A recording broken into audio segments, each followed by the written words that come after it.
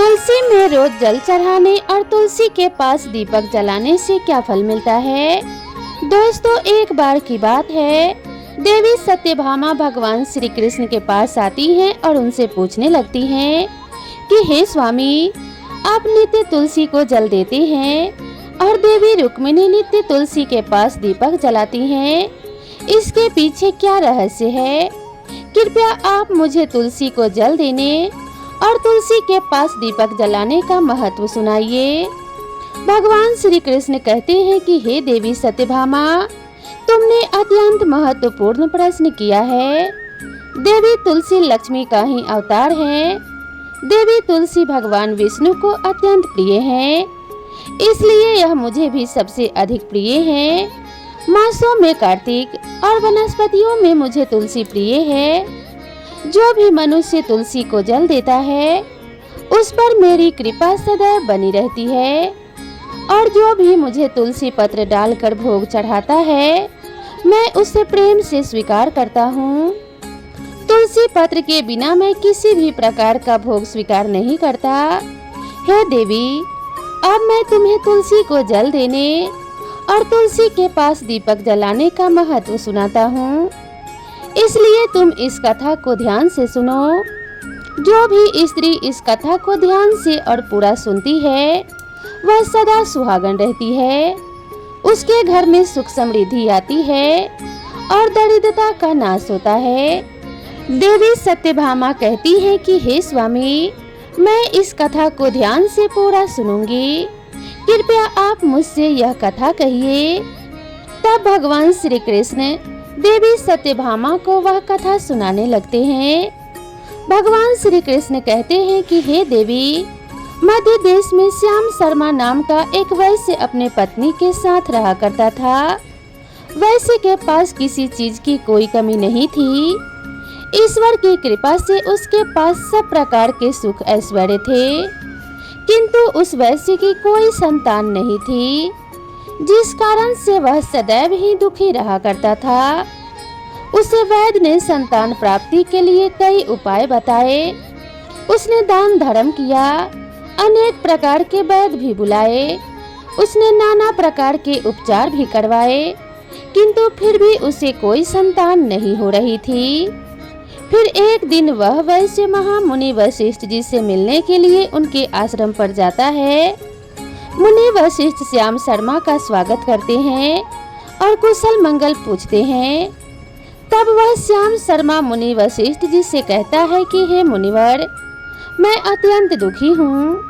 मेरी कोई संतान नहीं है और संतान के बिना मेरा उद्धार कैसे होगा? मैंने संतान प्राप्ति के लिए अनेक उपाय भी किया, किंतु मुझे संतान नहीं हो रही है। अब कृपया आप ही बताइए कि मुझे किस कारण से पुत्र की प्राप्ति नहीं हो रही है। क्या मुझसे जाने अनजाने कोई पाप हुआ है? तब मुनि वशिष्ठ जी अपनी दिव्य दृष्टि से श्याम शर्मा के पूर्व जन्म के बारे में जान लेते हैं।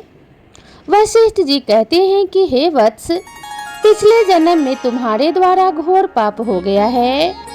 इसी कारण से तुम्हें इस जन्म में संतान सुख प्राप्त नहीं हो रहा है। श्याम शर्मा कहते हैं कि हे मुनिवर, कृपया मुझे बताइए, पिछले जन्म में मुझसे कौन सा पाप हुआ था और उस पाप से मुक्त होने के लिए मुझे कौन सा उपाय करना चाहिए? वशिष्ठ जी कहते हैं कि हे वत्स, पिछले जन्म में तुमने जो अपराध किया था, उसके विषय में सुनो। पिछले जन्म में तुम एक अहंकारी वैश्य थे। तुम्हारा जन्म धनवान कुटुंब में हुआ था। तुमने पिछले जन्म में एक गाय को अत्यंत दुख दिया था। एक दिन एक गाय भूख और प्यास से व्याकुल होकर तुम्हारे द्वार पर आई थी, किंतु तुमने उस गाय को न रोटी खिलाई, न चारा खिलाया और न ही उसे जलपान कराया। तुमने बड़ी ही निर्दयता से उस गाय को अपमानित करके घर से निकाल दिया। उस गाय ने अभी अभी बछड़े को जन्म दिया हुआ था और भूख से व्याकुल होने के कारण वह गाय वहीं पर मूर्छित होकर गिर पड़ी और उस दिन वह अपने बछड़े को दूध नहीं पिला पाई। इसीलिए उस गाय ने तुम्हें श्राप दे दिया था इस गाय के श्राप के कारण तुम्हारी ऐसी दुर्दशा हुई है। उस गाय के श्राप के कारण तुम्हें इस जन्म में संतान नहीं हो रही है। वशिष्ठ जी की बात सुनकर श्याम शर्मा को बड़ा दुख हुआ और वह स्वयं को कोसते हुए कहने लगा, हाय, यह मैंने क्या किया। एक बेचारी दुखी गौ माता की सेवा नहीं की। मैंने तो बहुत बड़ा अपराध किया है और उसी का दंड मुझे भोगना पड़ रहा है। श्याम शर्मा वशिष्ठ जी से कहता है कि हे मुनिवर, मुझसे बहुत बड़ा अपराध हुआ है। अब मैं इस पाप का प्रायश्चित कैसे करूं? कृपया आप ही मुझे मार्गदर्शन कीजिए। मैंने जो पाप किया है उससे मुक्ति का तो कोई उपाय अवश्य ही होगा। मैं अपना सब कुछ देकर उस पाप का प्रायश्चित करूंगा। कृपया आप ही कोई उपाय बताइए। मुझे संतान प्राप्ति कैसे हो सकती है? क्योंकि शास्त्र कहते हैं पुत्र के बिना मनुष्य का उद्धार नहीं हो सकता। तब मुनि वशिष्ठ कहते हैं कि हे वत्स, इस पाप का एक ही उपाय है। तुम पुत्र प्राप्ति के लिए पुत्रेष्टि यज्ञ करो। इसी यज्ञ के फल स्वरूप तुम्हें संतान की प्राप्ति होगी। इस यज्ञ को संपन्न करके तुम ब्राह्मण को भोजन कराओ, वस्त्र और गाय का दान करो, तभी तुम्हें इस पाप से मुक्ति मिलेगी। तब श्याम शर्मा वशिष्ठ जी को धन्यवाद देते हुए कहता है कि हे मुनिवर, आपका कोटि कोटि धन्यवाद। मैं आपके कहे अनुसार अवश्य ही पुत्रेष्टि यज्ञ करूंगा और ब्राह्मणों को गाय का दान करूंगा। इतना कहकर वह श्याम शर्मा शीघ्रता से अपने घर लौट आता है और अपनी पत्नी को सारी हकीकत सुनाता है। फिर वे दोनों ही पुत्रेष्टि यज्ञ की तैयारी करते हैं।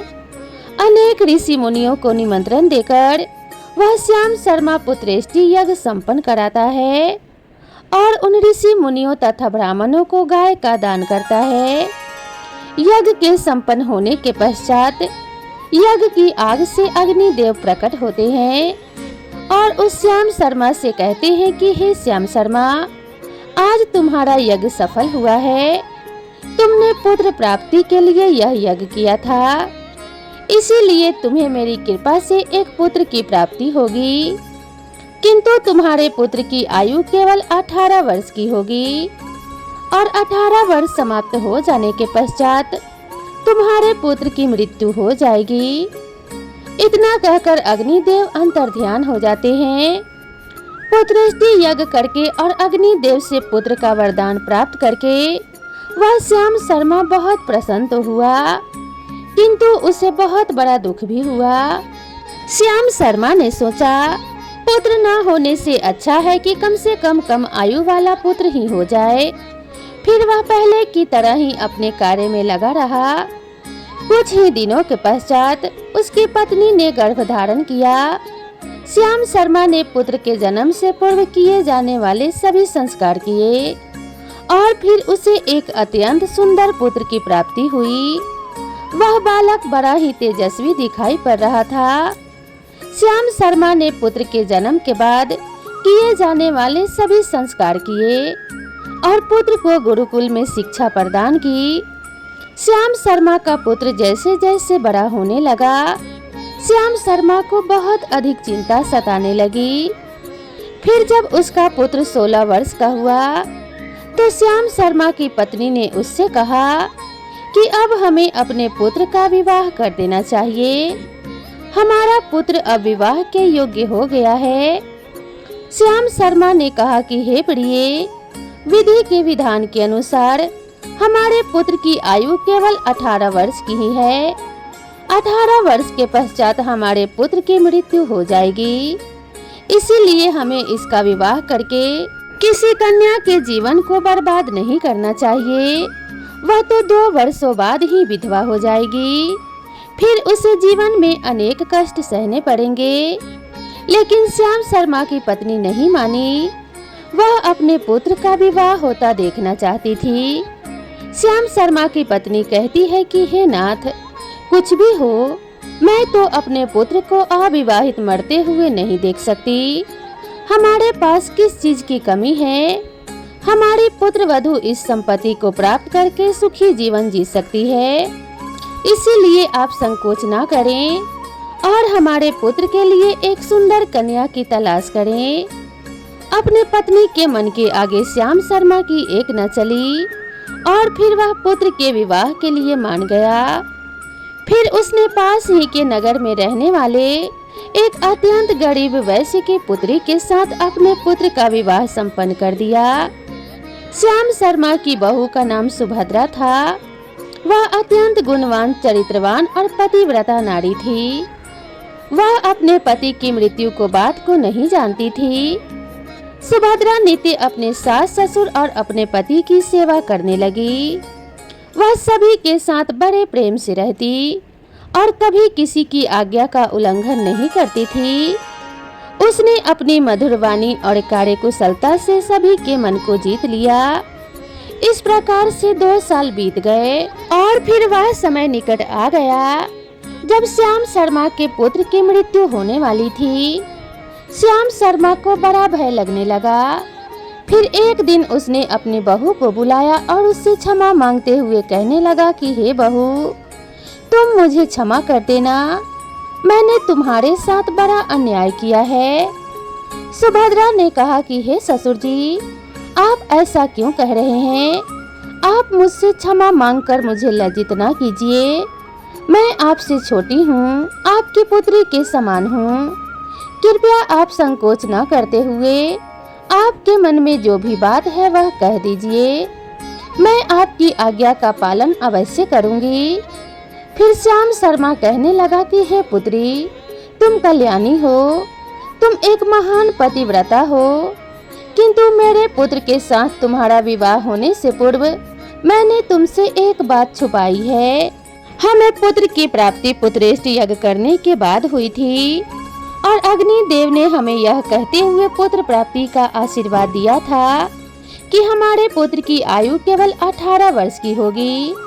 18 वर्ष के बाद हमारे पुत्र की मृत्यु हो जाएगी। अपने ससुर की बात सुनकर सुभद्रा ने कहा कि हे ससुर जी, बस इतनी सी बात, आप चिंता मत कीजिए। मैं आपको वचन देती हूँ कि आपकी पुत्र वधू मैं कभी विधवा नहीं होंगी। आपके पुत्र के प्राणों की रक्षा मैं करूँगी।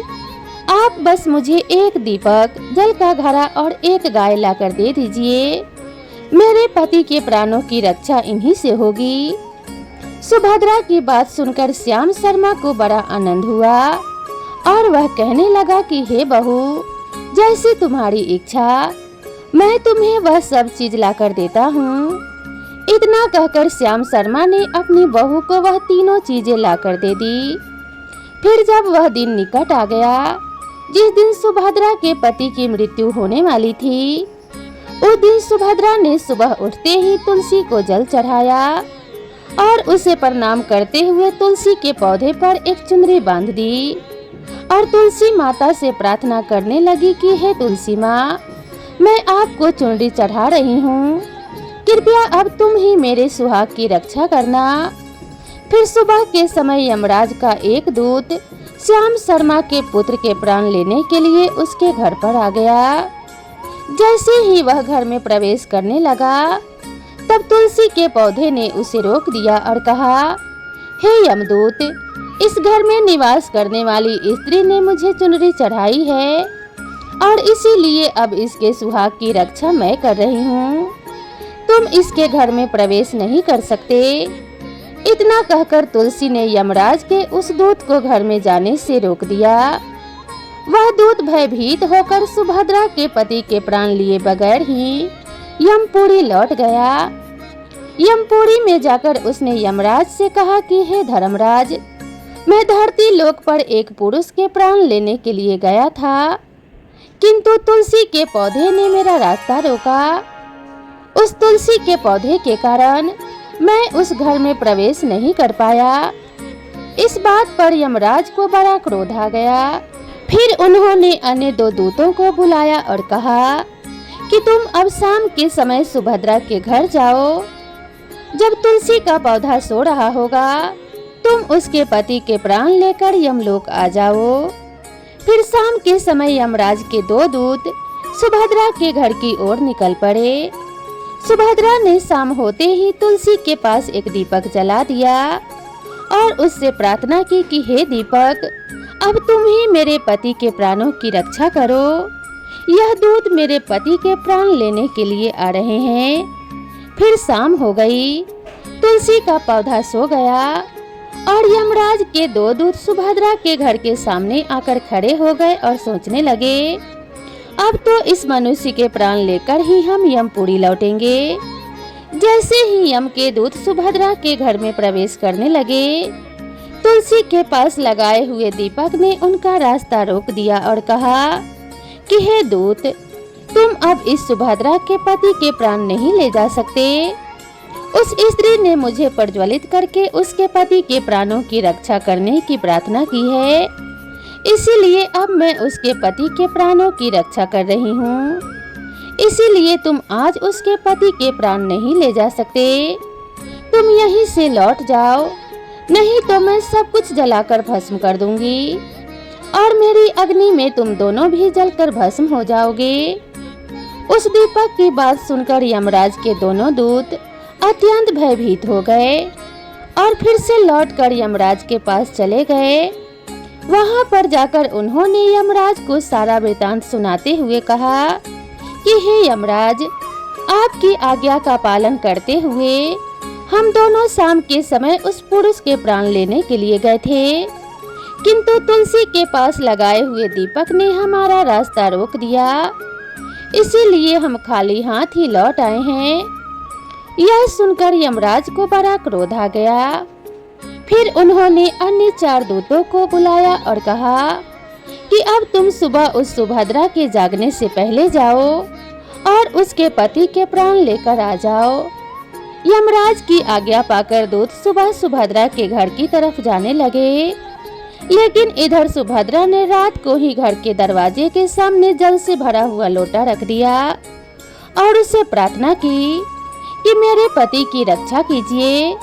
यम के 2 दूत मेरे पति के प्राण लेने के लिए आ रहे हैं, अब आप ही मेरे सुहाग की रक्षा कर सकते हैं। इतना कहकर वह सुभद्रा सोने के लिए चली गई। इधर यम के दूत सुबह सुभद्रा के जागने से पहले ही उसके घर पहुंच गए। जैसे ही वह घर के अंदर प्रवेश करने लगे, तब उस लोटे के अंदर भरे हुए जल ने कहा, तुम रुक जाओ, अब तुम इस घर में प्रवेश नहीं कर सकते। यह अब मेरी सुरक्षा में है। मैं सुभद्रा के पति के प्राण तुम्हें लेकर नहीं जाने दूंगा। अगर तुमने इस घर में प्रवेश किया तो मैं नरक की अग्नि को बुझा दूंगा, जिसमें सारा नरक लोक डूब जाएगा। यह सुनकर यमराज के बेचारे दूत घबरा गए और एक दूसरे की तरफ देखकर उस स्थान से भाग गए। वे सभी यम के दूत यमराज के पास लौट गए और उनसे कहने लगे कि हे धर्मराज, आपकी आज्ञा का पालन करने के लिए हम चारों सुबह सुभद्रा के जागने से पहले ही उसके पति के प्राण लेने के लिए पहुंच गए थे, किंतु सुभद्रा के घर के बाहर रखे हुए जल के लोटे ने हमारा मार्ग रोक लिया और इसी कारण से हम उसके घर में प्रवेश नहीं कर सके। अब यमराज को बहुत ही अधिक क्रोध आ गया। अब इस बार उन्होंने 8 यमदूतों को बुलाया और कहा कि हे यमदूतों, अब शीघ्रता से जाओ और बलपूर्वक उस मनुष्य के प्राण खींचकर यमलोक लेकर आओ। फिर वह 8 यमदूत यमराज की आज्ञा का पालन करते हुए पृथ्वी लोक पर उस सुभद्रा के घर के पास आते हैं, तो देखते हैं उस सुभद्रा के घर के सामने एक गाय खड़ी है। सुभद्रा ने यमदूतों के आने से पहले ही अपने घर के सामने गाय को बांध दिया था और गौ माता से विनती की थी कि हे गौ माता, आज यमदूत मेरे पति के प्राण लेने के लिए आ रहे हैं, अब आप ही मेरे सुहाग की रक्षा कर सकती हो। हे गौ माता, मैं आपकी शरण में आई हूँ, कृपया मुझे विधवा होने से बचा लीजिए। उस गाय ने कहा कि हे पुत्री, तुम चिंता मत करो, तुम्हारे पति के प्राणों की रक्षा स्वयं मैं करूंगी। मेरे होते हुए यम के दूत तुम्हारे घर में प्रवेश नहीं कर पाएंगे, इसलिए तुम चिंता मुक्त होकर अपने घर में अपने पति की सेवा करो। फिर जैसे ही वे यमदूत घर के अंदर प्रवेश करने के लिए आगे बढ़ते हैं, तब वह गाय उन्हें रोक देती है और कहती है, तुम इस घर में प्रवेश नहीं कर सकते। इस घर की रक्षा मैं कर रही हूँ। मेरे रहते कोई भी इस घर के अंदर प्रवेश नहीं कर सकता। यदि तुमने घर के अंदर प्रवेश करने का प्रयत्न किया तो मैं तुम सभी को श्राप दे दूंगी। अगर तुम्हें इस घर के अंदर प्रवेश करना है तो तुम्हें पहले मेरे प्राण लेने पड़ेंगे और तुम सभी को गौ हत्या का पाप लगेगा, जिसका कोई भी प्रायश्चित नहीं है। वहाँ पर उपस्थित सभी यमदूत गाय के द्वारा श्राप देने की बात सुनकर भयभीत हो गए। वे जानते थे कि गाय के द्वारा दिए गए श्राप से कोई मुक्त नहीं कर सकता और गौ हत्या तो संसार का सबसे जघन्य अपराध और महापाप है, जिसका कोई भी प्रायश्चित नहीं है। इसीलिए वे सभी वहां से लौटकर यमराज के पास चले गए। यमपुरी जाकर उन यमदूतों ने यमराज को सारा वृतांत सुनाते हुए कहा कि हे धर्मराज, उस सुभद्रा के पति के प्राणों की रक्षा एक गाय कर रही है। उस गाय ने हमें श्राप देने की बात कही है, इसीलिए हम सभी भयभीत होकर वापस लौट आए हैं। हम में गाय का सामना करने की शक्ति नहीं है। उन यमदूतों की बात सुनकर यमराज आग बबूला हो गए और स्वयं भैंसे पर सवार होकर पृथ्वी लोक की ओर निकल पड़े। यमराज अपने भैंसे पर सवार होकर उस सुभद्रा के घर के पास चले जाते हैं। यमराज को अपने घर के सामने खड़ा हुआ देखकर सुभद्रा भयभीत हो जाती है और जल्दी से आकर यमराज के चरण स्पर्श करके उन्हें नमस्कार करती है और उनकी स्तुति करने लगती है और कहती है कि हे यमराज, आप तो तीनों लोकों के प्राणियों पर कृपा करने वाले महान देवता हैं। इस संसार के समस्त प्राणियों के पाप और पुण्य का लेखा जोखा आप अपने पास रखते हैं। हे न्याय के देवता धर्मराज, मैं सत्य धर्म का पालन करने वाली पतिव्रता स्त्री हूँ। मैं आपको बारंबार नमस्कार करती हूँ। कृपया मुझे आशीर्वाद दीजिए। सुभद्रा के द्वारा की गई स्तुति से यमराज अत्यंत प्रसन्न होते हैं और उसे अनजाने में ही सदा सुहागन रहो ऐसा कहकर आशीर्वाद देते हैं। फिर जब यमराज सुभद्रा के पति के प्राण लेने के लिए आगे बढ़ते हैं तो सुभद्रा कहती है कि हे धर्मराज, आपने अभी मुझे सदा सुहागन रहने का आशीर्वाद दिया है और अब आप मेरे पति के प्राण लेने जा रहे हैं। इससे तो आपका आशीर्वाद झूठा साबित हो जाएगा। यह सुनकर धर्मराज रुक जाते हैं और सुभद्रा की ओर देखकर मुस्कुराने लगते हैं। सुभद्रा के निर्मल हृदय और अपने पति के प्रति समर्पण भाव को देखकर यमराज अत्यंत प्रसन्न होते हैं। सुभद्रा की ओर देखकर यमराज कहते हैं कि हे पुत्री, आज तुमने साक्षात मृत्यु को ही पराजित किया है। मैं तुम्हारे पतिव्रत धर्म से अत्यंत प्रसन्न हूँ। अब मैं तुम्हारे पति के प्राण छोड़ देता हूँ। तुम्हारी जो भी मनोकामना है वह वर मांगो, वह मुझसे मांग सकती हो। तब सुभद्रा ने कहा कि हे धर्मराज, मैं अपने पति के लिए 100 वर्ष की आयु मांगती हूँ। मेरे लिए मेरे पति ही परमेश्वर हैं। मैं अपने पति को छोड़कर जीवित नहीं रह सकती, इसीलिए आप मुझे यही वरदान दीजिए। तब यमराज प्रसन्न होकर कहते हैं, तथास्तु। हे कल्याणी, आज से जो भी स्त्री अपने घर के सामने तुलसी का पौधा लगाएगी, तुलसी के पास शाम को दीपक जलाएगी, जिस घर के सामने गाय बंधी होगी और जो स्त्री अपने घर के सामने जल का लोटा रखेगी, उसके घर में कभी मेरे दूत प्रवेश नहीं करेंगे। इतना कहकर यमराज उस स्थान से अंतर्ध्यान हो जाते हैं। भगवान श्री कृष्ण कहते हैं कि हे देवी, इस प्रकार से उस सुभद्रा ने अपने पतिव्रता धर्म का पालन करके अपने पति की मृत्यु को टाल दिया था। इसीलिए जो भी स्त्री अपने घर के सामने तुलसी का पौधा लगाती है, रोज शाम को तुलसी के पास दीपक जलाती है, उसके घर में मृत्यु प्रवेश नहीं करती है। जिस घर के सामने गाय बंधी होती है, उस घर में कभी दुख दरिद्रता नहीं आती है। जो स्त्री अपने घर के सामने जल से भरा हुआ लोटा रखती है, उसके घर में कभी शोक नहीं होता है। तो दोस्तों इस प्रकार से भगवान श्री कृष्ण ने सत्यभामा को तुलसी के पास दीपक जलाने का महत्व सुनाया। तो प्रेम से बोलिए जय श्री कृष्ण, राधे राधे। दोस्तों आपको ये कहानी कैसी लगी कृपया कमेंट करके ज़रूर बताएं और इसी तरह की नई नई कहानियों के लिए मेरे चैनल से जुड़े रहें।